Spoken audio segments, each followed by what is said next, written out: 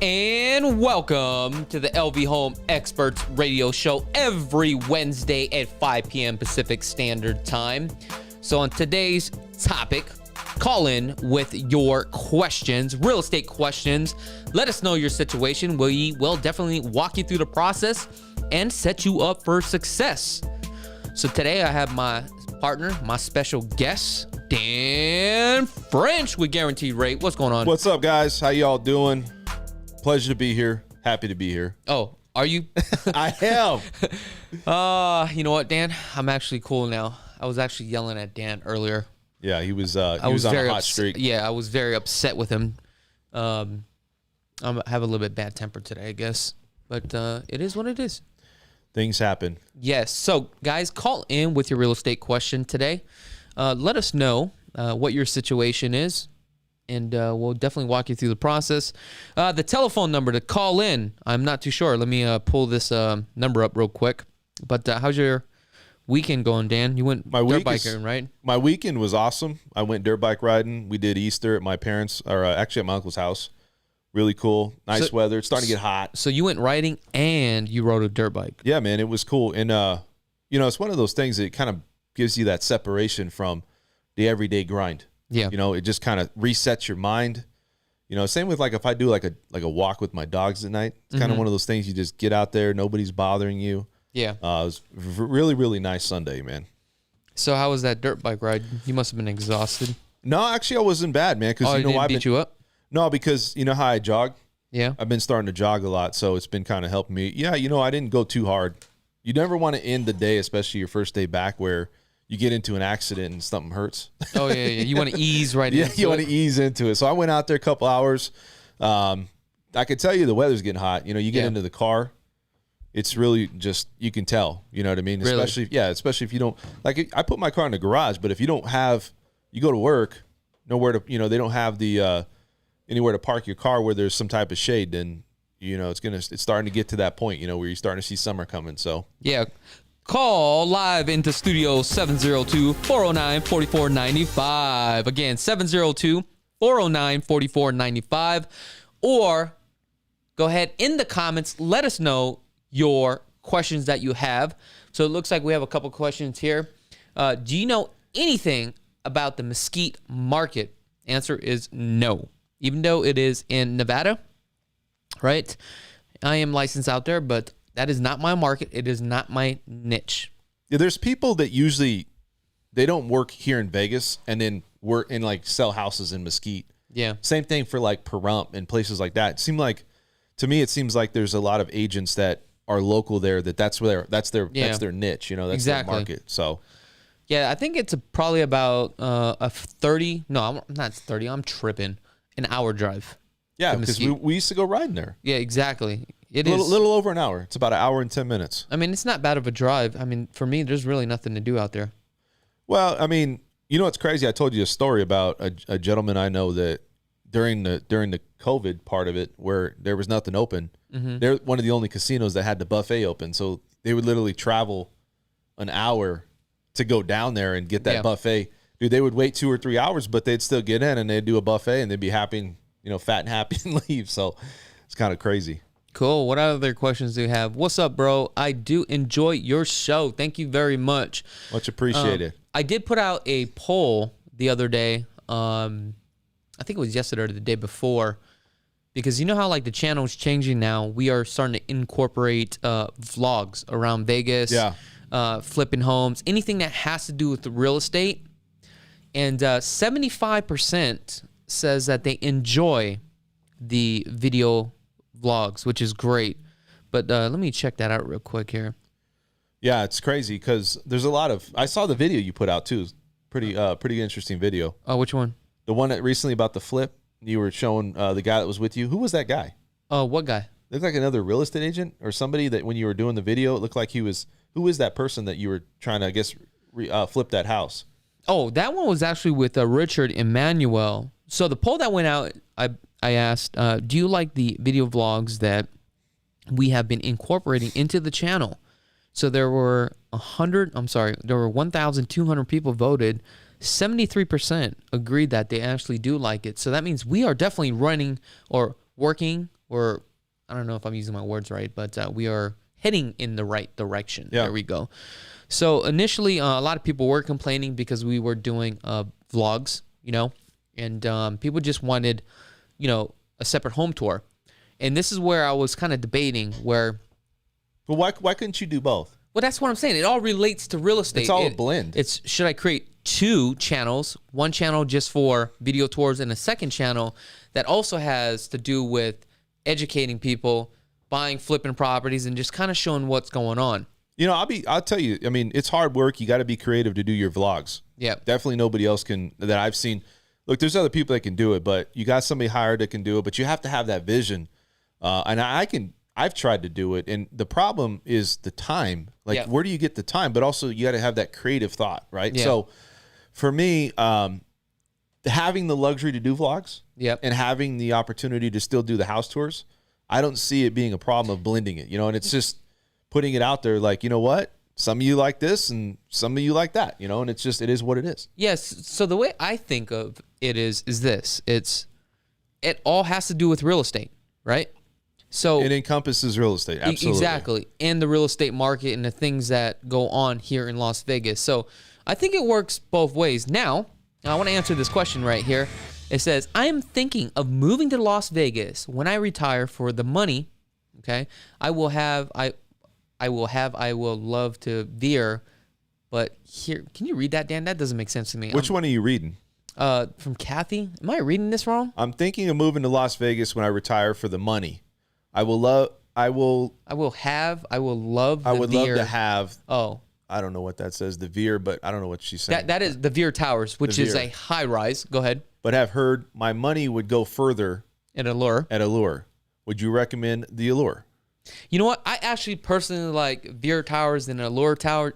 And what I realize when it comes to high rises, it really depends on the lifestyle that you like, right? Because I notice each tower you go to, it's a whole different vibe. I can go to Turnberry Towers, and it's like, I don't want to say it's like, okay, it's older folks. It's like more, older money. Yeah. Versus if you went to the Palms. Yeah. It's more young money, but it's more wild. It depends on the crowd. So each tower has its, exactly, lifestyle. There you go. But I do love the Veer Towers because I like the way it looks. Yeah. Yeah. So anyways, I think that, when you go back to looking at some of the videos you put out, it takes a lot of time and it takes a lot of creativity. And I think that you put a lot of effort into making, I know that you always try to make that next video better than the last video. And that's a hard thing to do, So I appreciate the vlogs. I mean, personally, I know a lot about the real estate side of it. So if I'm not in the market to buy a house right now, but if I was in the market, maybe I would gravitate to those video tours more with the house. But if I'm just somebody that just enjoys your content and enjoys who you are as a person, I'll probably watch your vlogs because they are entertaining. There's good information on both. Yeah, I try to make some great content. Oh, I was getting a lot of backlash on the video I did, and believe it or not, there's a video I did which was recently. It's Adios Beamer, right? I bought a new car or a new vehicle, and a lot of people were like, in the comments, were like, "Why are you leasing a vehicle? Yeah, you dummy! Yeah, don't lease a vehicle. You should be buying it cash." But a lot of people are also commenting as well. Show us the pros and cons of leasing versus buying a vehicle. So that's something that I'll probably do for you guys. And that's interesting. And there's a reason why a lot of real estate agents and also entrepreneurs and business people would lease a vehicle. But I'm going to go into that in a whole different series. So here's another question here. And this one, it says, can you do a vlog on the backyard landscaping? Well, I'm currently doing my backyard. So what I'm going to do is break down the price of the covered patio, the backyard, and break it down into pieces, showing you exactly how all that is done and how much does that cost. Also, I do have a special announcement too as well, so I'm kind of cool about this. I'm so excited. I just signed some escrow paperwork, and I just wired over the money today into an escrow for a property. I'm not going to get into it, but I just bought a property. So stay tuned to that, because what's going to happen is we're going to do a lot of vlogs on this new property, and I'm going to get more in depth. I'm going to tell you guys more about it, but I am very, very excited about this project here, and I think it's going to be a lot of great content, especially for all the YouTubers out there. So that's good. Cool. Hey, what is that about? Are you going to keep that property, or what are you doing with it? I don't know yet. I don't want to get too much into it. Maybe I'll talk a little bit about it. It's a property that I plan on flipping, and I'm going to walk you guys through the whole process, from start to ending, the trials and tribulations of flipping a property. I'm no real estate expert in flipping properties or anything like that, so don't think I'm the guru, because I'm not one of those guys that pitch. You didn't get a license plate that says flipper. No, I got that. No, I got that. You know how when you arrive is like you're an agent out there, and it's like you always see like flipper, or you know what I mean, or like. Do you think that's kind of douchey? Of course. Yeah. Well, look, man, it's all good to have some sense of ego and confidence in yourself, but I think you kind of cross the line sometimes. I don't know. That might be like a borderline. I might cross the line. It's like maybe that happens. So, but it's crazy, man, because when you put the numbers together and you flip homes and you really put these videos out, I think those videos are interesting because a lot of the information that you put out, people are interested. Is now the right time to buy a house?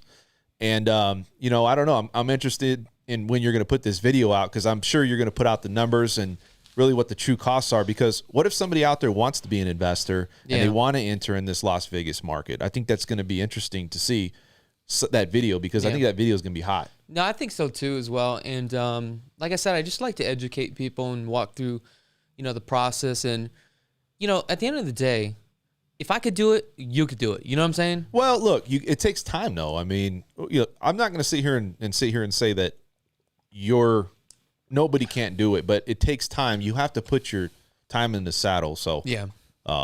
Anyway, so what was the topic today? Did you have a specific topic? I'm sorry. Yeah, the topic is Q&A. So. That's the topic. Yeah, our topic is Q&A.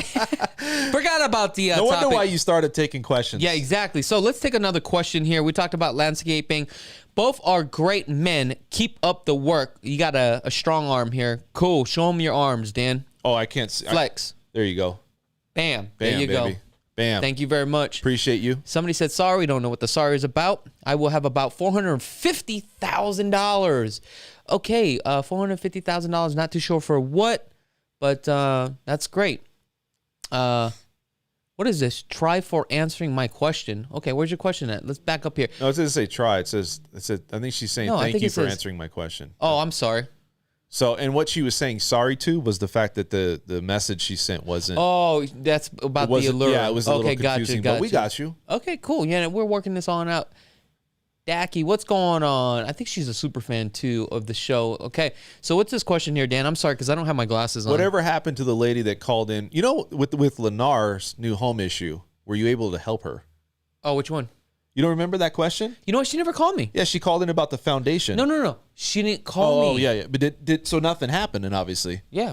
You know what's crazy is that somebody would remember that show. Because I was sitting here thinking when I was like, what was that show? Oh, yeah, I remember that. Yeah. Crazy, though, right? Also, when it comes to that, you got insurance, too, as well. So I'm sure if you go to right channels, you could definitely make that happen. What about the warranty? Don't they have a home warranty? Yeah, they do have a home warranty. So wouldn't they fix that, right? Usually? Yeah, of course. And they have their own insurance company, because after about like 30 to 60 days, depending on which builder, that paperwork that you sign actually goes to a third-party company. Wow. So technically, what happens is Lennar doesn't really do the warranty. It's through a third-party company. I see. It's like an insurance company. Yeah, it it's crazy. Like. Let's get another question on here, Dan. Keep going down. Let's see here. Chuck, will it be easier to build your first apartment complex than buy? I'm assuming that's what it says. You know what? I think it would be a lot easier if you just buy one versus building one. But I definitely would love to go through the whole process of building. It's the permits and the inspections, right? The permits to get it, to build it. That's a lot of money. That's why when people look at new homes. Well, it's not even. Here's the thing: putting it together and running the numbers. That's where you got to watch out for.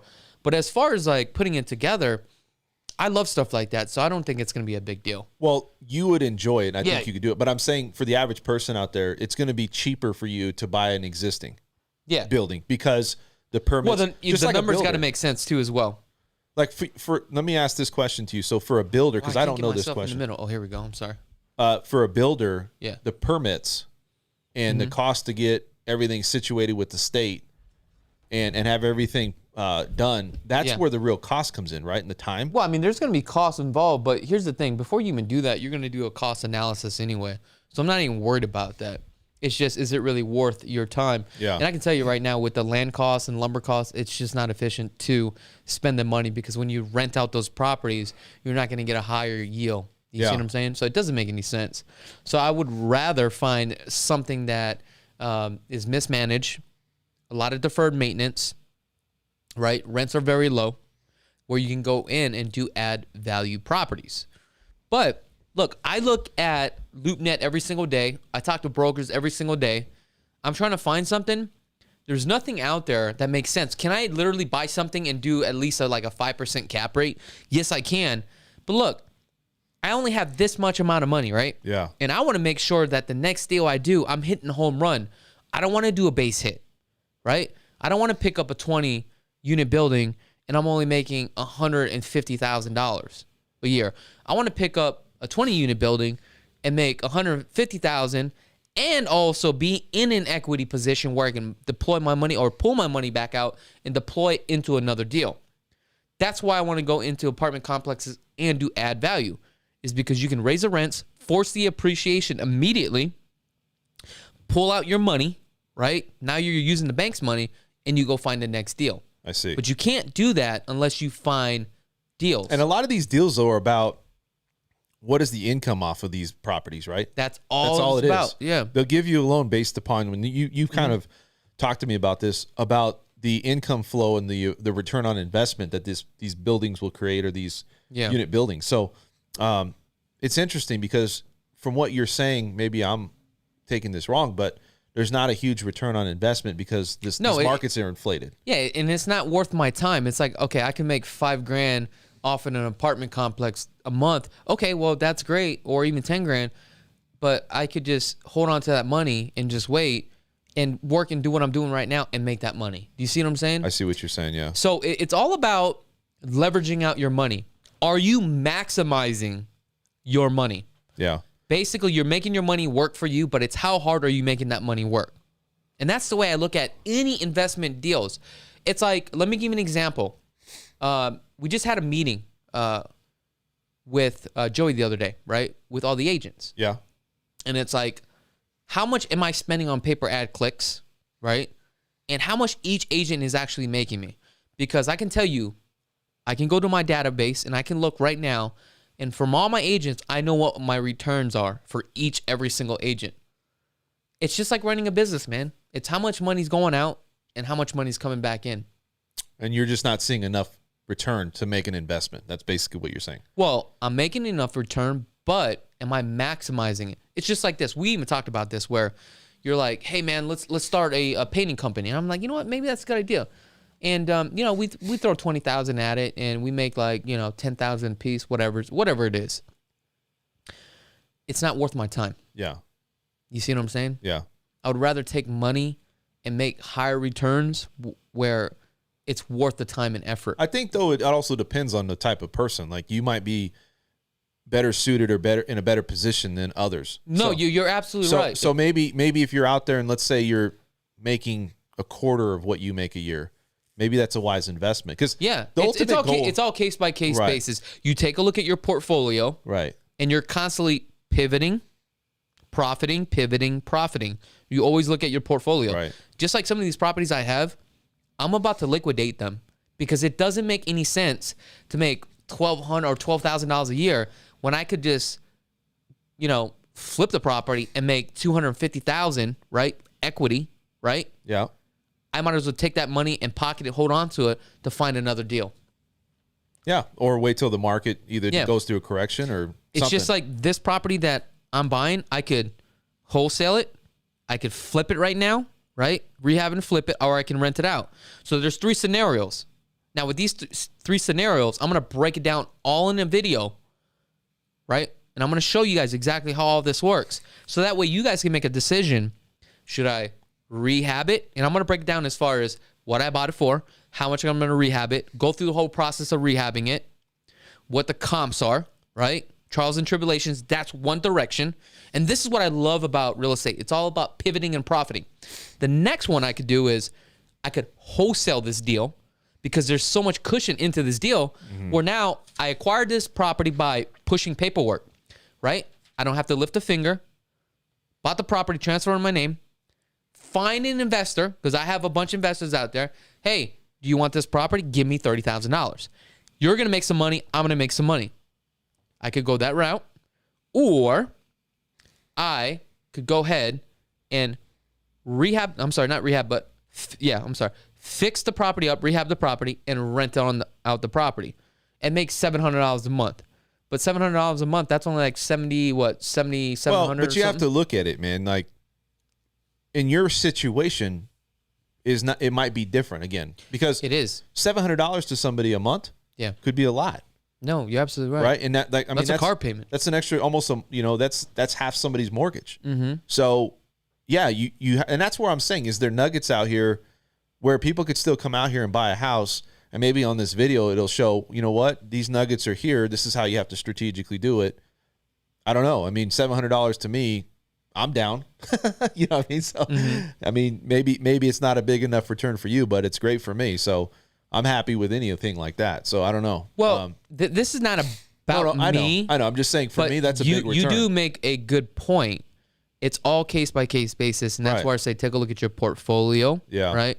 And just run the numbers, see if it makes sense. Let's get another one on here, Dan. All right. So what does it say here? I like the details you go into, like talking about the conduit on the patio cover. Would be nice to see some landscaping videos. Nice to see some landscape videos. Yeah. Okay, so basically what she was talking about is because I actually did a patio cover, and I ran like electrical for the ceiling fan and the lights, and there was a way to do it, and I explained it in one of the videos. But like I said, I'm gonna do a video, right? I'm gonna do a full video once the backyard is done. But as we go through the process of my backyard being completed, I'm going to show you guys everything as we go through the process. But again, I'm going to sit down with you guys. I'm going to break down the numbers, show you exactly what I paid for everything. Okay? Let's get another one on here, Dan.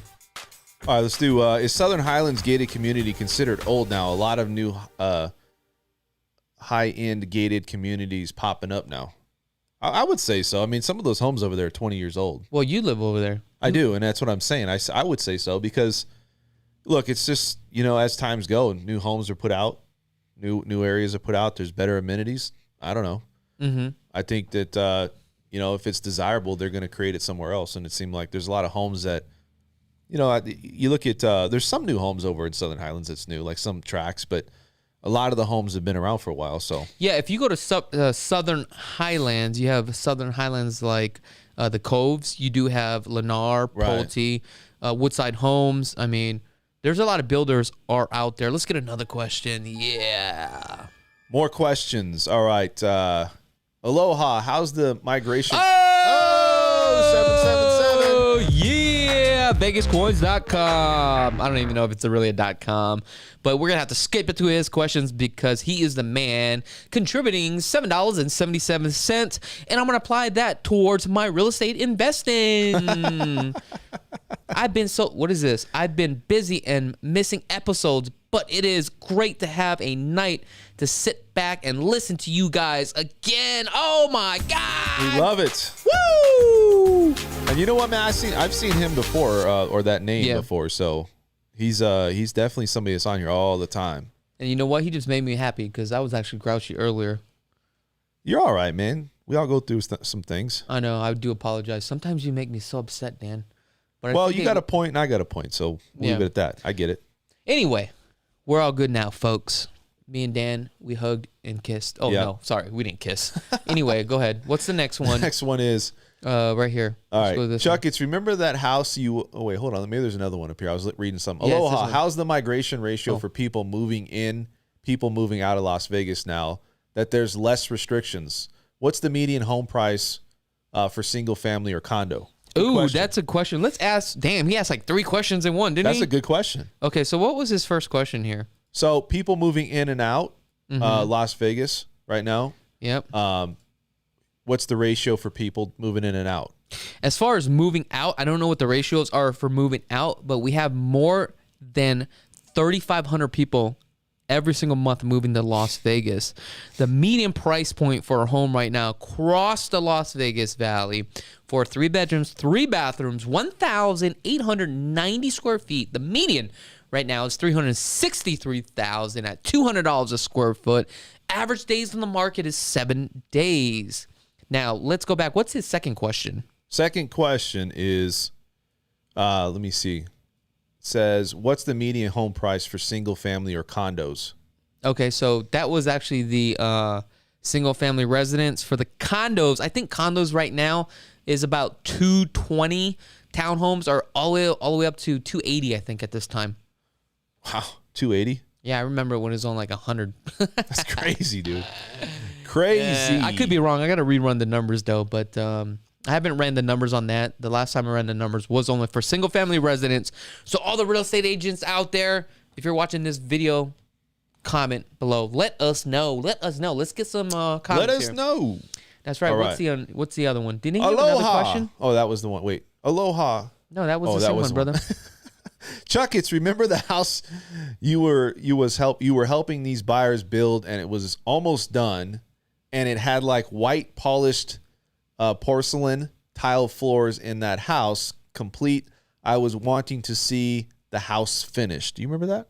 I don't know. There's so many. I can't answer that question. I don't know, but Maybe you could like, go back to a video or something, like the title of a video or something. That doesn't help. I actually need the link. Oh, I see. I couldn't tell you, man. Sorry. There's so many videos. I think there's a total of almost 1,300 videos. That's a lot of videos, man. Yes. I think I don't have, not even close. Are there any multifamily houses in Vegas where you can invest in and house hack? I'm from East Coast, and a lot of people are doing that, especially the brownstones in Brooklyn. Of course, you could do that if you really wanted to. You know what I'm saying? Especially with the Lennar products. And Lennar has a product. It's called the Next Gen, where it's basically you have a mother-in-law suite that has a kitchenette, also a living room, and a full bedroom and a bathroom. Yeah. And there's a door that opens up to the main living. You could always wall that off, and you can always rent that out. So I see a lot of family members are starting to do that now. Also, you could literally buy a fourplex and live in one of the fourplex and have the 3 units pay for the unit that you live in.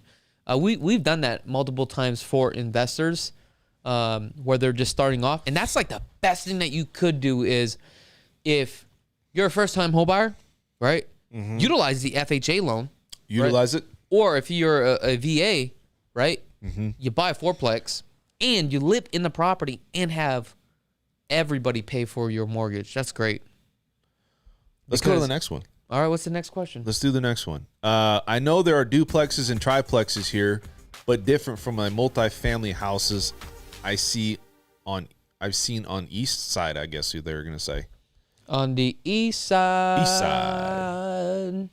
That's right. Okay, what was going on? So duplexes and triplexes, different from the multifamily houses I've seen on the East Side. I don't know what he's talking about. So apparently, obviously, there's a certain time period where they stop building those duplexes and triplexes. Is that right? Yeah. They're like, what was the last? Well, they built in the 70s or 80s or something like that. What was the last ones built? Because they're older, right? Yeah, I mean, I think they were probably like the newest ones are probably like the 80s. Yeah. I mean, you got a couple that are in the 90s, but a lot of them, man, they're just old, dude. So they don't even really build them anymore. You know what I'm saying? Said different from the multifamily houses I see on the East Side. So is there some out there that are different from the East Side?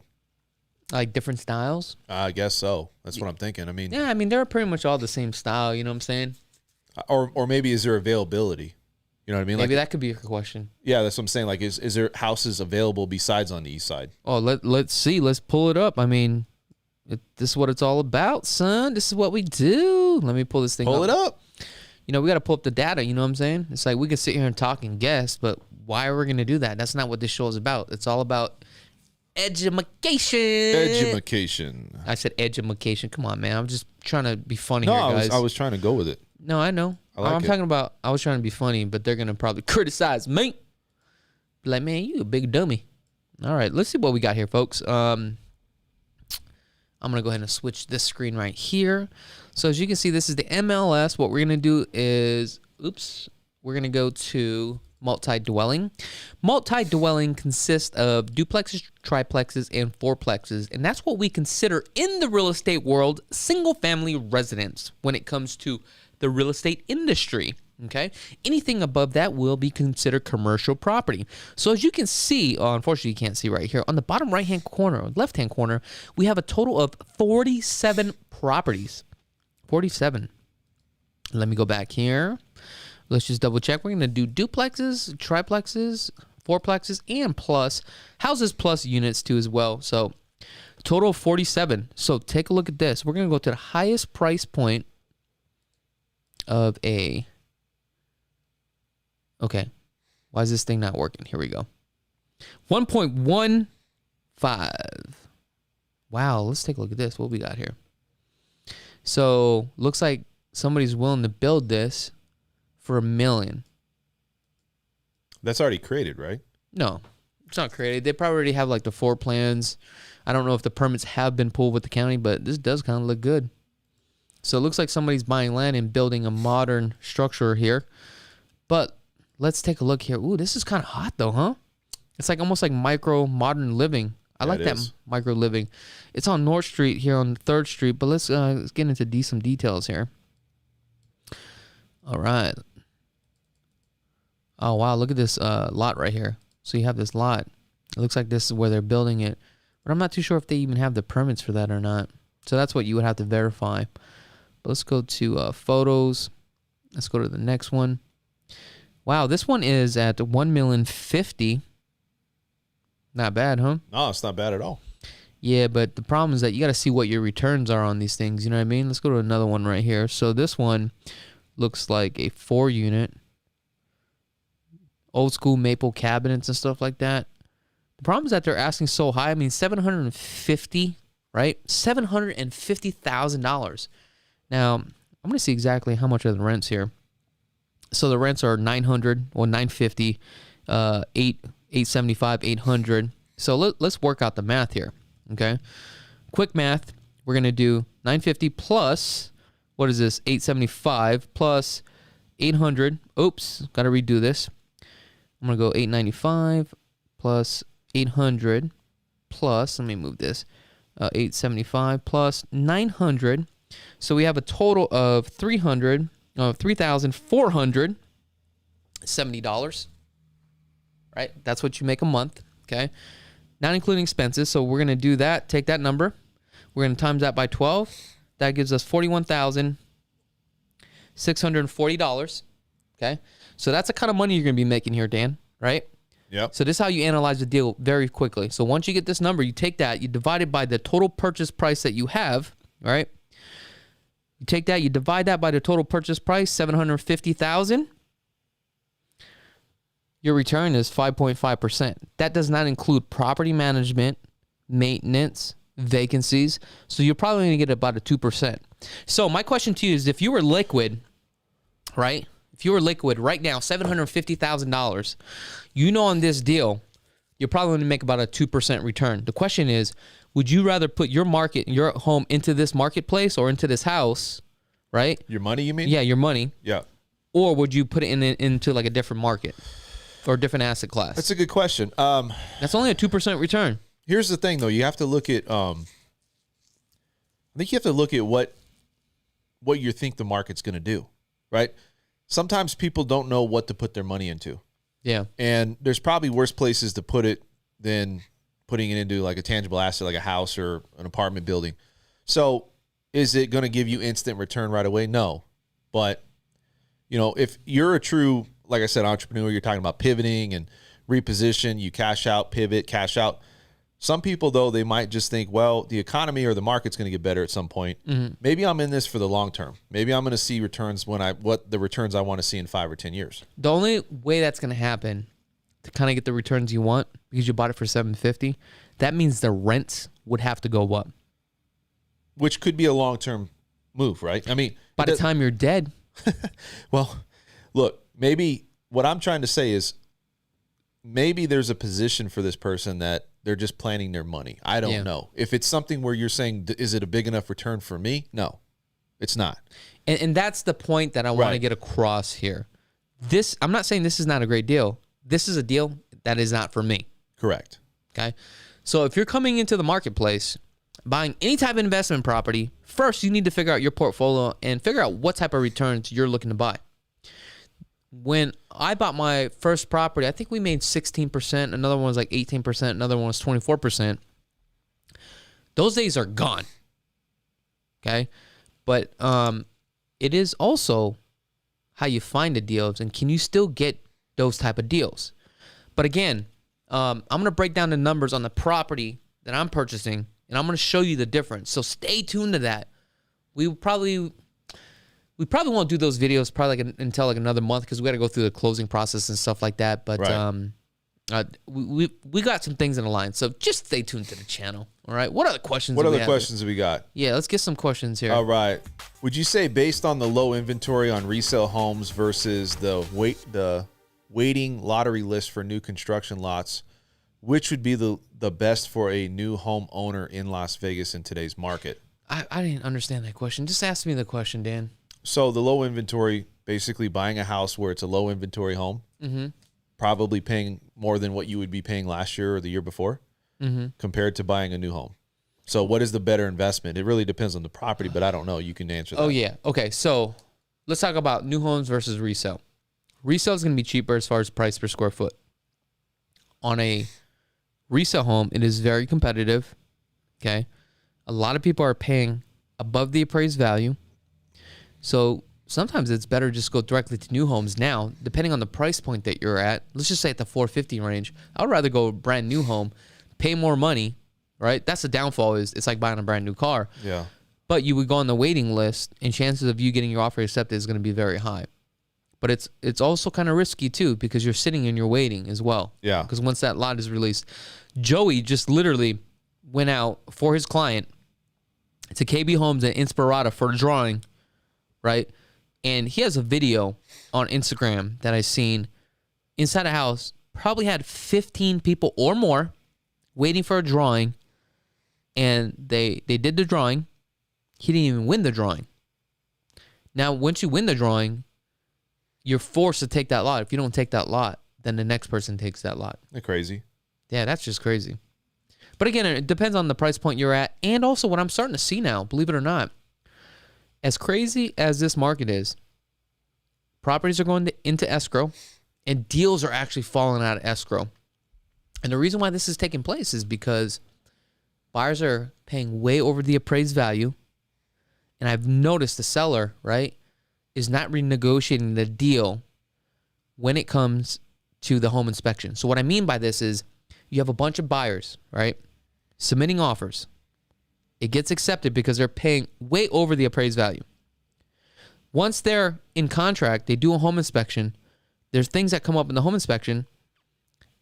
They ask the seller to pay for it, and then the seller's saying no, that's kind of messed up. Yeah. It's like I'm paying $10,000, $20,000 over the appraised value and waiving the appraisal, sometimes in this case, but you're not willing to fix anything or drop the price. Well, look, I said that is messed up. You just talked about lottery. Yeah. Every buyer or every seller out there of a home thinks they hit the lottery. Yeah. Because they can sell their house. They don't have to do anything to it. Mm-hmm. I mean, you got to still have it in working order, but I'm just saying they don't want to do any extras. And so you're going to see this as far as scarcity of inventory, the ball's in their court. They feel that. And I disagree with it. I think you need to give the product back the way you got it. You can't just give them something that, has some issues. Mm-hmm. You want to, I'm sure you didn't take that house the way that it is. Yeah. But people are willing to do it, man. They're willing to say, you know what? Let's forget about it. I just want the house. Mm-hmm. It's a weird market, man. It's Jose says Chakits is always right. I do appreciate that. But no, I'm not always right. I do make mistakes. Okay? And I don't know everything. But the good news is that if I don't know it, I'll let you know I don't know it. But I know where to find the answer. So keep that in mind. What's another question we got on here, brother? Where are we at anyway? I'm like totally lost. Well, did we read this one up here? I guess the question is, I don't know if you answered it. Is it better to buy a resale or is it better to buy a... Depending on your situation. Okay. So, depending on the house, the situation? Yeah, first of all, it depends on your situation. Number one, it's, do you have enough money? First of all, let's figure out this. If it was you, Dan, do you have money to pay for your own closing costs? Yeah, but that doesn't, it's not about... Yeah, it does. Let me explain. Okay. Do you have money to pay for your own closing costs? Yes. Then... Now, on a resale in today's market, you have to pay for your own closing costs. Got it. Do you have enough money to pay above the appraised value? Yes. Say no. No. Okay, so now if you don't, chances of you getting your offer accepted, and this also depends on the price. Let's say if you're at $350, chances of you getting your offer accepted is very slim. Also, if you're financing, what type of loan do you have? FHA, VA, could be a little bit harder versus a cash buyer or a conventional buyer, right? Also, let's talk about that. You can go conventional, which is stronger than FHA. However, if you're only putting 5% down versus another buyer that's putting down 20%, they have more leverage than you in today's market. These are the things that the seller and the listing agent looks at. Now, if you need some sort of closing costs, dude, you're pretty much, you're out of the game. You're tapped out. You're tapped out. So now we would go to new homes because we can get some sort of incentives to absorb some of that closing costs that you need. So there's really no right answer. That's what I love about the Las Vegas real estate market, Dan, is that the market shifts on a dime. And that's how you know if you're working with the right agent. Because if that agent is constantly on the grind, constantly in the market, they know how to shift and maneuver and pivot and profit, right? Yep. And to help the clients, right? You see what I'm saying? Yeah. If you're just an agent that's kind of thumbing your way through, that just got your license and you're trying to figure it out, it's going to be a little bit harder. It's true. Now, I'm not saying you can't get it done, but it's, hey, why pound the pavement when we can go towards the least resistance? And this is what's going on. Let us help and navigate you through the process. 100%. Man, I feel good. I feel like I'm preaching. Man, you are preaching, but I'm listening. Okay. I'm drinking the Kool-Aid. Drink the Kool-Aid. Is it good? What's your favorite flavor for Kool-Aid? Cool Burst. Cool Burst? I like Cool Burst. I would have to go Fruit Punch. Yeah, I like Cool Burst. Yeah. Look at this. We get sidetracked. What's the next question, brother? Let me see here. So, let's see. Be cool to bring in Bristol or Aubrey from Flip or Flop Las Vegas and get their perspective on flipping. Oh, that would be great. If you guys can hit them up, send them a bunch of emails, and let them know, that would be great. That'd be crazy if they got like flooded with like a bunch of emails. You should call them and say, hey, do you want to sponsor my show? And they'd be like, man, you little punk, get out of here, fool. Thinking you're doing something big on YouTube. Stop acting. All right, what's the next question? Did we pass this part right here yet, Dan, or no? No. I mean, are we still up here? Yeah, no. We'll keep going down. Okay, keep going down. So right below the green, we're on the next one right there with let's put this one out there. Okay. Mr. Cesar Munoz. Your client wants to buy a home where the neighbor has extended the driveway slightly past the property line. What would you tell your client? What could be done about it? Okay, so what you would have to do is contact the HOA, but the first thing that you would do if you're buying any home like that, actually get a land survey. Yeah, and isn't that an encroachment? Yeah, that's exactly what it is. That's why we get a land survey. And I ran across this problem before once where normally what happens is when the county comes out, right, Dan, they actually draw lines on the curb. And you can kind of see where the property line is because that's how they indicate it. But sometimes when you go to the Clark County map and you do the above shot, it's actually moved over a couple feet. So in this case, we had a problem. I already knew where that property line was when we went into this deal, and I also explained it to the client. But what happened is this lady's yard kind of went over on my client's yard, and she was saying it's her yard because of where the retaining wall is. I said, look, this is where the lines are. However, make sure to get with a third-party company, right, to see where your land survey is. It was like $350. And basically, they were actually encroaching into her property. So at that point, You submit the paper, you show them, hey, this is my property line. It is what it is. How do you satisfy that though? Don't you have to go to court to satisfy that? Well, I mean, you don't want to take it all the way. But that would be the end result if it's not basically satisfied. if you had to escalate it that way. Even this, believe it or not, you're talking about encroachment. Right now, I have a neighbor. Their trees hanging over my property line. Yeah. It drops leaves. That is considered an encroachment. Could I just go back to the HOA, and that's where I was starting to say, hey, you have to cut this off because it's encroaching into my property. Right? So technically, by law, they would have to cut it. Now, if I cut the tree myself, the tree dies, who do you think is responsible? You. That's correct. Because you cut a tree that wasn't on your property line. Correct. But that's why I just do it at nighttime. They won't know. Right? All right. What's the next question? I don't know. Let me see here. The multifamily houses in East Coast are 2 or 3 story. Each floor is its own 2-bed, 1-bath apartment. Oh. And yes, your tenants help pay for the mortgage. I don't know if that's a question. Sorry. Maybe he's just letting us know. Oh, okay. Now, Dan, that's good.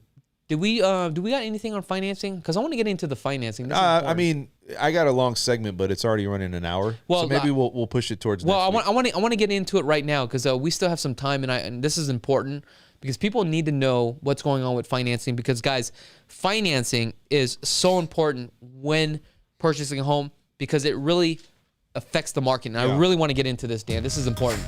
Well, let's talk a little bit about what rates are doing. You know, rates are stabilized. I think there's a lot of people out there that were figuring rates are going to continue to go up. Yeah, people were paranoid about that. They were. And look, I can't say I know what's going to happen, but we all know that the government and everybody's in place they're not in place to help rates, but they're in place to get the economy going. So as the recovery from COVID and as the all this pandemic and everything recovers, that's how fast the economy is going to recover. Yeah.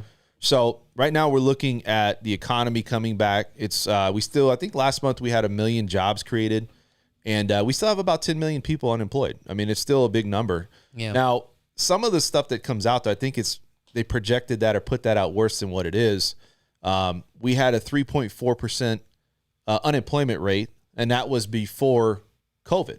Yeah. I think it got upwards of like 15, but I think right now we're at 6, but they're putting this out where we're still at like 16%. I don't know if that's accurate. Yeah. You know, I really don't. I think it's the economy starting to get back to, not back to normal, but you see a lot of these economies across the country starting to open up. So when you go back, you look at the inflation report. I know this sounds all boring, but it's all important to mortgage bonds and really what rates do, because inflation plays a big part into businesses, plays a big part into the economy, how mortgage rates are how they're going to be coming out, or bonds, how they're going to be traded.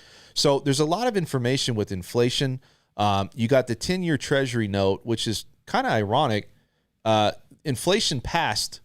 There's a graph that you can see, and everybody can see it. It's actually, you can see it online. But there's a graph that shows the inflation, how it's trending, and then how the 10-year Treasury note's trending. Yeah. And it actually crossed.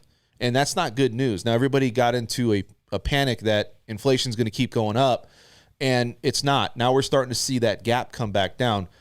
So there's a lot of stuff going on with the government and what they're trying to create. They're still purchasing $120 billion worth of mortgage-backed securities and bonds to keep rates low. And I don't think I think this is it, man. I don't think that rates are going to go much up. If they do, it's probably right here. They're going to start coming down the other direction, or kind of just be very volatile. It's going to go up and down, but kind of right around that 3%. We looked at, I think the rate right now is little over 3% still. That's what I've been quoting people. And, moving forward, like I said, inflation's going to be a big barometer. Also, you look at the velocity of money, and this is another indicator if we're going to continue to see inflation going up. The velocity of money, when somebody goes and let's say they have a business and they have goods and services and they get paid, they're immediately turning around and spending that money. Yeah. And so it's a problem if we don't have the velocity of money consistently going for our economy, because it's vital to stimulate the economy. So what people do is they hold their money and they store it. And sometimes that could be stagflation, right? and it could lead to other problems. Well, they're not seeing that. They don't see that, that uptick in inflation did start to come back down, and it's starting to stabilize. And let's talk about the velocity of money, and what he's talking about. Let's just say you have $1. Right. It's how much that dollar circulates. So let's just say I take $1, I go to the casino, Correct. I spend it. Now the guy at the valet takes that $1 because he made his money. Right. He goes to the gas station, fills up gas. There goes that $1. From there, that person that made the money off the gas, he goes out and buys groceries, right? So that's what we call velocity of money. Okay, go ahead. No, you're absolutely right. And it's really just an indicator. It's another indicator. So there's all these little indicators that's going on with the economy. But I don't see rates going up. And, you got the American Jobs Plan that came out. And that was to revitalize the economy and revitalize jobs and get people back to work. And, one of the things they're talking about again is taxes, and they're imposing new taxes. And that was put out last week. Well, then they came back and said, well, how is that going to affect businesses? What do businesses do? Well, we know that businesses, if they're corporations, what are they going to try to do? They're going to try to save money. Yeah. So they're going to now go overseas again. They might go to Ireland and get those 10% in taxes that they would get charged. They're not getting charged a lot. So to avoid that, now they're imposing on setting up where they have just a minimum or a barometer where taxation is not going to be higher than it's going to be almost like even. So everybody's going to be okay. And, I'll tell you what, man, taxes to me do not stimulate or grow the economy. Yeah. They don't. They actually put, in my opinion, they put a stronghold on the economy. Raising taxes, I don't think is a good tactic. I really don't. But as far as you looking at what's going on with bonds and what rates and what the government's doing, again, they got Operation Twist. They can go back and they can start, instead of buying these short-term bonds, they're going to buy the long-term bonds, and that strengthens our dollar. The yield is a little bit lower. So there's a lot of different things going on. Ultimately, at the end of all this, rates are going to stay relatively the same, in my opinion. If, I have people that call me all the time and say, should we lock now? I'm like, let's kind of wait and look at the market, because I know it's going to come back. We can't consistently go up because we're still recovering. You got the government still artificially keeping rates low. Yeah. They're not going to leave that market anytime soon. We probably won't see that happen where maybe till the end of 2023. So everything's going well. Rates are doing well. The economy is starting to come back. The velocity of money, like I told you, people are spending. They're seeing this information. Is that all you got? That's all I got. Man, that's a lot of great content all at one shot. We just blew everybody out of the water. It's like, I don't know. I think it's... No, I think it's really, it's a lot of great content as far as for financing. And it's just so important that you just need to know what's going on with the economy at a macro level, because it affects us at a micro level. But that's what I like about real estate. I had more. Local. We'll do more next week. I just wanted to do concise because I try to make it quick. I'm not saying it, but the important stuff I got out. Yeah, so. Well, that's the main thing. Well, let me ask you this: what was the last interest rate you locked somebody in?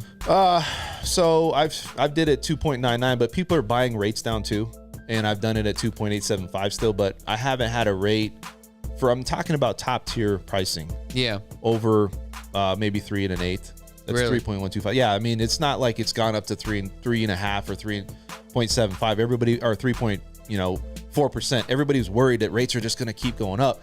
And I'm looking at the market. I go, it can't sustain this. It just can't. We're still recovering. There's no way it's just going to let, the market and government has the way to understand, to manipulate and artificially keep it low. Yeah. Doesn't mean it always works, but they have tactics. Whenever you guys got some free time, visit lvhomeexperts.com. It is a great website to get started. You'll be able to look at resales and also brand new homes too as well. Also, before you even start shopping for your home, and it is very important to find out exactly what you're qualified for, click on the financing button. Did I say button?